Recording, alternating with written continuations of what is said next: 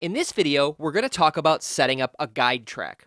Now, you may have heard the term scratch track, which is the same concept. It's a track that we record to program our drums to that can be deleted later if needed.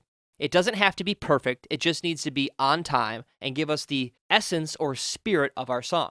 Now, setting up a guide track is a key component in creating drum tracks, because without a guide, it can be very easy to get lost in our song. Having a guide guitar and vocal track will make drum programming more exciting and fun. For this song, we already have our guitar, vocals, and some extra tracks at the band's selected tempo. But if we didn't have this, we would need to first determine a good tempo or BPM for our song. And in our edit window, we have the opportunity to take a look at the tempo right here. And if I click this plus sign, which is the tempo change window, I can physically type in any tempo I want. Let's say we wanted 111. Boom. Our edit window snaps the grid to be a tempo of 111. Now, there's also a feature called tap to tempo. So if I open up my tempo change window and tap on my T key on the keyboard, you can see it's going to change the tempo to whatever I'm tapping at. 1, 2, 3, 4. So that's a 96 BPM. And when I click OK, boom, edit window snaps to 96. So there's two different ways to change the beats per minute of your song, and they're the two easiest that I've found so far. Now, after you've selected your tempo, you're going to want to make sure that the meter is correct. It's going to default to 4/4 time, and most rock songs are in 4/4 time. But if you needed to change that, you also have the ability by clicking the plus to bring up the meter change, and you can type in 3/4, and the grid will snap to 3/4 timing. So we've selected our tempo, and we're happy with it. I'm going to go to track and create click track. And now we have a click track in our session. Let's take a listen.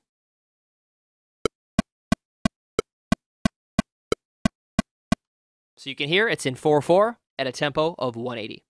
And our click track is simply a metronome that's going to allow us to create a consistent track. And some of the benefits of using a click track, the timing of our song will be completely consistent to the click track. And as far as computer recording goes, it's going to give us the ability to go back and edit things a lot easier. Now, say we didn't use a click track and we've recorded our whole song and we're on to vocals. The vocalist may perform a chorus fantastically, but the timing of that chorus will be different than every other chorus within your song. So he may have to perform it several times fantastically. But if we use a click track, we can edit that and copy that vocal track and put it in each chorus. So it's going to save you time down the road, and it's almost virtually impossible to program drums without a click track. So after we've created our tempo, we've checked that our meter is proper, and we have a click track, we're going to want to create a guide track. And it's generally a good idea to start with a guitar. You can probably program an entire song using only a guitar guide track, but I like to have some vocals because it makes it a little more fun. This guitar guide track goes throughout the entire song, and it's simply a guitar that's plugged into the interface and recorded a dry signal. Let's take a listen.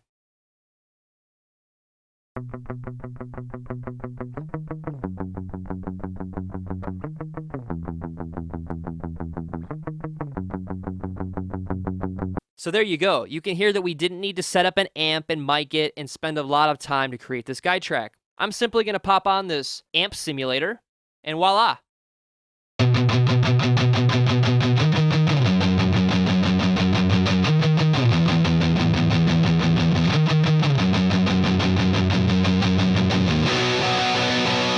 That's going to give me a good idea of how the song sounds. It's performed to the click track, so it will be in time, and it's going to be a lot more fun to do it that way. Now, after you set up your guide tracks, you may want to put in bass, vocals, leads, whatever's going to make you feel the most comfortable is what you should put in the song. But don't spend too much time if you're just going to erase it later and re-record it. Now, after I create all my guide tracks, I like to do something called mapping out the song. If I'm not familiar with the song, this is going to make it a lot easier for someone in the band to tell me, go to the bridge, go to the verse. If I don't map out the song, all I have here is waveforms. And the band certainly isn't going to tell me to go to bar 65 to punch them in.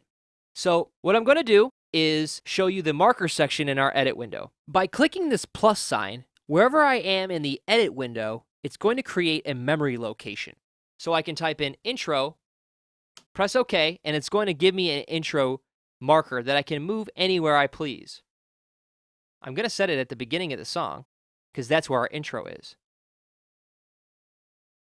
Now I'm going to go through the rest of the song and create markers. So we know our intro is here, and I actually know that the drums I want are going to want to start here where everything picks up together. So I'm going to create another marker called drums to remind myself that's where I want to start programming our drums within our song.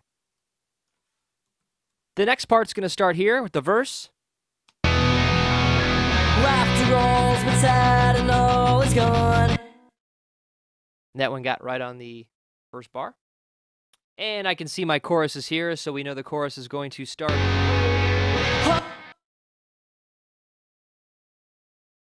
So there you go.